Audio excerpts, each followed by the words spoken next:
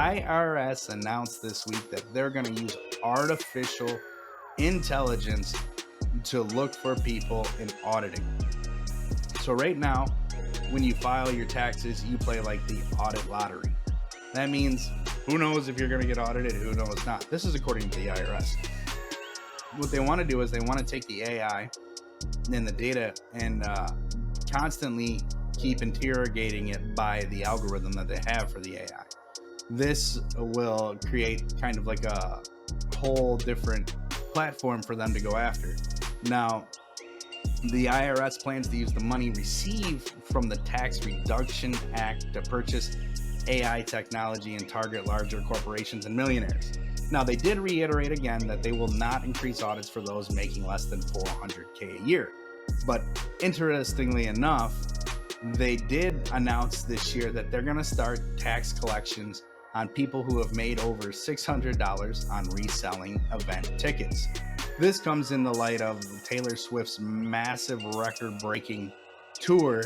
The new code will require the third-party ticketing agencies like StubHub and Vivid Seats to submit a file to anyone who has sold tickets totaling over $600. So the average ticket resale price for Taylor Swift's tour this year was $1,095. So if you sold one ticket for Taylor Swift's tour, you're going to have to file with the IRS. So Vivid Seats, StubHub, companies like that are now required to provide that information directly to the IRS when they file for anybody who's sold tickets on their sites. Now, I know somebody personally that made about $20,000 on reselling tickets that they had at a stadium in the Northeast for Taylor Swift's tour.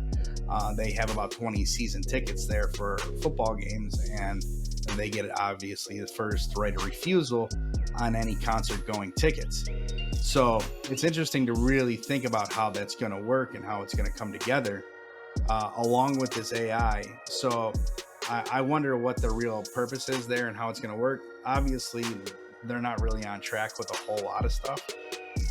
Their ability to form and function is a lot less than, I would say, a privately held company. Even though they are not technically part of the U.S. government, they're still as poorly handled as the Postal Service. So we'll see how that turns out down the road. But talking about AI, interestingly enough, there's a company called S2W Data, which is out of South Korea. They came out with Dark BERT. Dark BERT AI is the counterpart to Chat GPT. So in the internet, you have the surface web, which is the normal stuff everybody sees. You and I are always on, like Google, Facebook, things like that. That only consists of 5% of what's available on the total web. And then you have the dark web, where you have to use a torrent to get in, to go through and search. This is where all the illegal, drug sales, trafficking, all the dark, dirty things of society take place. And so the S2W is a company that's based around using AI to have data security and to prevent cyber attacks and things like that. And in the wake of what happened in the last month or so with MGM, I think this is about the perfect time to launch the Dark BERT.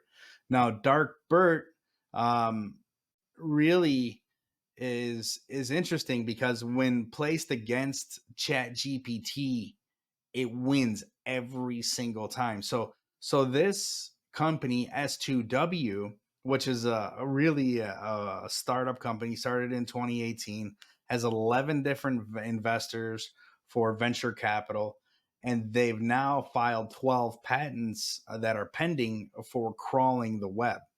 So it's really interesting to look at how Dark BERT can affect things, and now that there's not this restriction of data, so you have companies like Meta or like Google that really restrict what information you see and you don't see.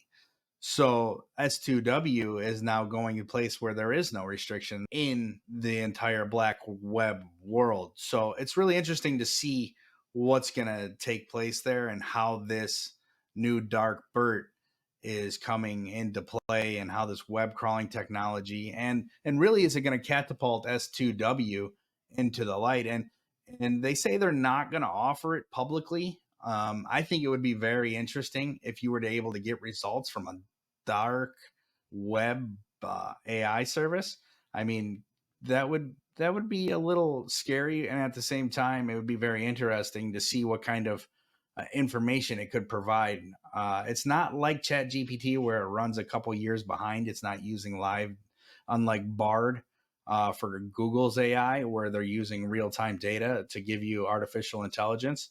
You have Dark Bert on the back end is using real time data to go through and scan everything. So I would be interested in actually asking it some questions to see what it came up with.